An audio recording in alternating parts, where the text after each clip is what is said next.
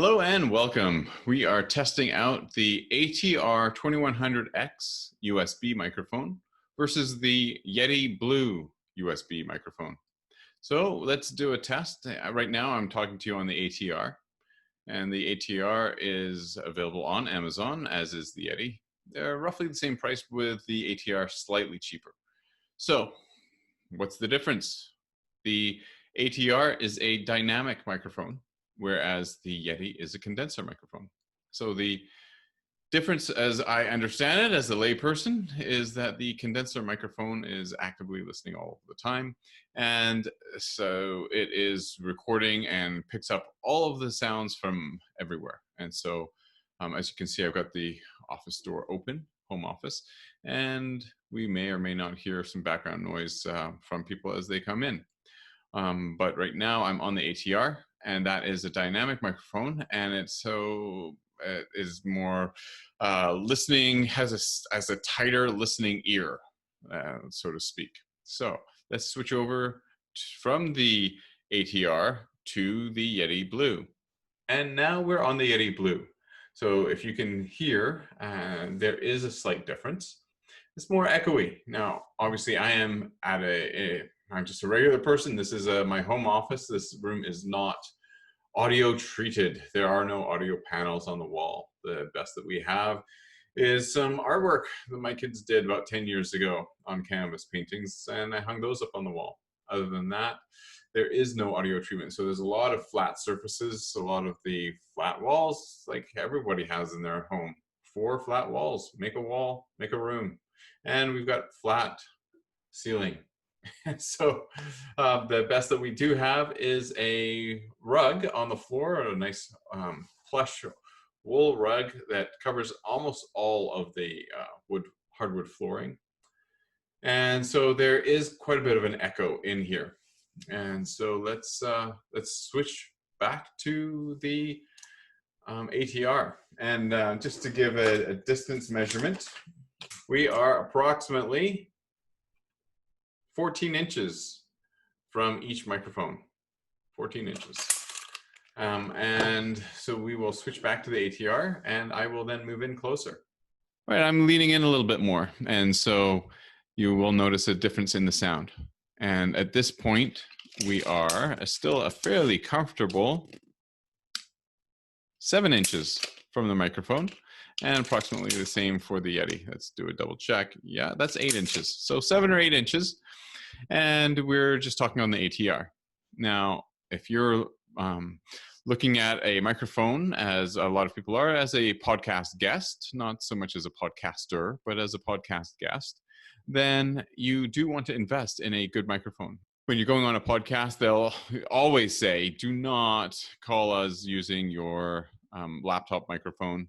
Do not call us using your AirPod microphone, but please have a microphone. So inevitably you're going to hop online and be bombarded with recommendations for the Yeti Blue. Having bought the Yeti Blue and experienced the Yeti Blue, I wasn't happy. And you can blame the room and say I should have treated the walls, etc. But you know what? I'm just lazy.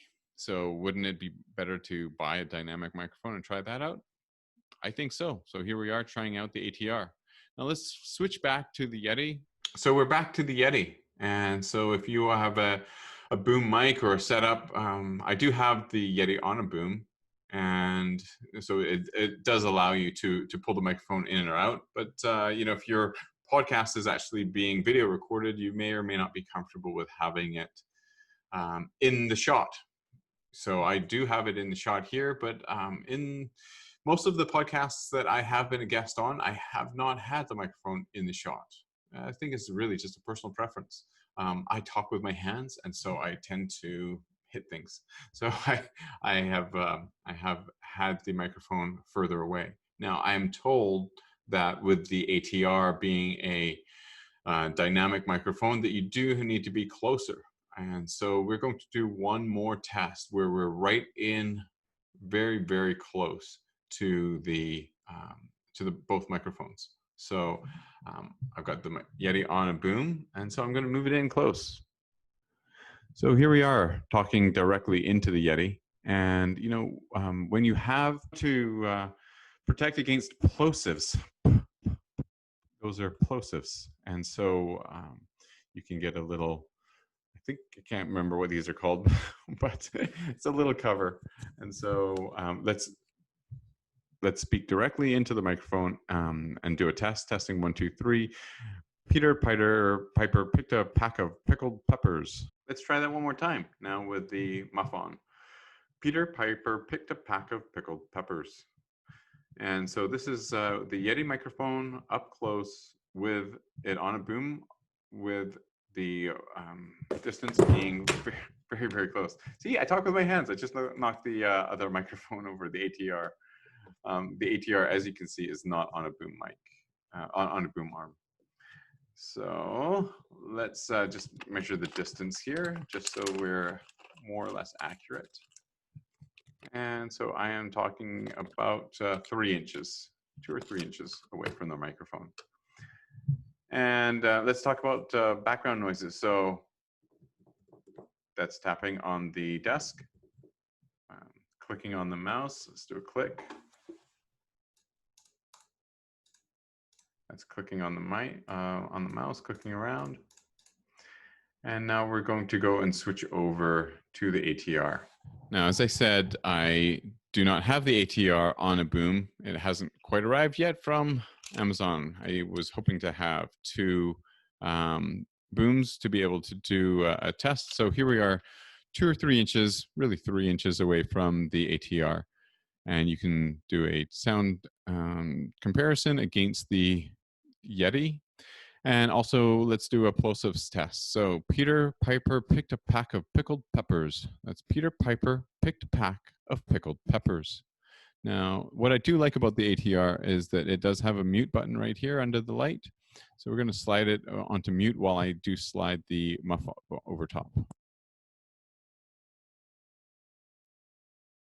Now, obviously, this is a muff that is designed for the Yeti, that was purchased and specifically off Amazon or AliExpress for the Yeti Blue, but you know, it more or less fits onto the ATR. So we can just do a quick test of the plosives. Peter Piper picked a pack of pickled peppers. Peter Piper picked a pack of pickled peppers. So I do think that I'm going to end up using the ATR fairly close, or you know, eventually on a boom mic, but probably within 7 or 8 inches. I find this a little too close personally, but you know, let's try it again. This is probably where I'm going to have it, which is slightly in camera, but slightly out, enough room for my hands to be moving around, and at a distance of approximately 9.5 inches. So this is where I think I'm going to end up. And so hopefully when you're listening to this sound, it's a bit of a compromise between distance, look, and sound. So comment below, let me know what you think. Which sounded best to you personally? The Yeti or the ATR, and at which distance, and with the muff or without the muff? So one last thing, let's just do it without the muff one last time. Again, this is the ATR, about 9.5 inches with no muff on it. You can see that it's just slightly out of the picture. Now, this isn't really fair because it's not on a boom mic. It's sitting directly on the stand that comes with it, which is very short, I have to say.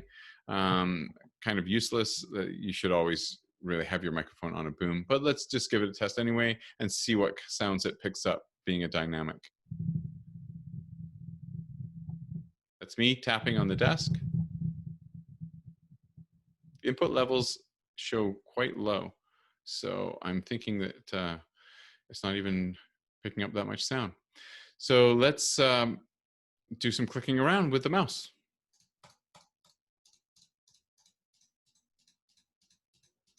Let's see. I wonder if you heard it. So anyway, this is the microphone, the ATR 2100X USB, ordered off Amazon. This is a little muff, but you can get any kind. The foam ones are like $5 or something. And I think this is the way we're going to end up. I believe the echo of the room has come out, and that it's well worth spending the money, which is less than the Yeti Blue, on the ATR 2100X, especially if you are just going to be a podcast guest. You know, if you're a professional podcaster, then you might want to step it up. But from what I've seen and from what I've heard, I would always, in the future, choose a dynamic microphone over a condenser. So this is the review of the ATR 2100X versus the Yeti Blue.